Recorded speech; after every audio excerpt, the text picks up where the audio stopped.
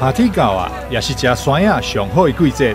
2022台南国际酸野节举办一系列行销活动，要将台湾上出名的酸野推荐予各界民众品尝。除了伫各地举办特卖，这次更全国首创伫夜间卖起酸野，地点就选伫咧台南夜市口角大五花当中的大东夜市来举办。市长来，不空手来的哈。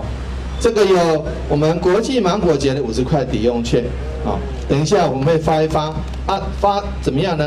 发一发之后呢，大家在这边的摊位，好，买芒果，买这个大福哈啊，买那个东林农场的，好，地瓜什么都可以，好，50块抵用券，所以说让大家可以满载而归。你看这么多好的我们青农的产品或有机农产，事实上都是又健康又安全。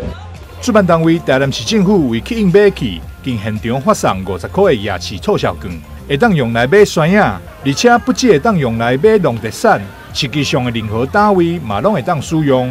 台南新闻张秀维采访报道。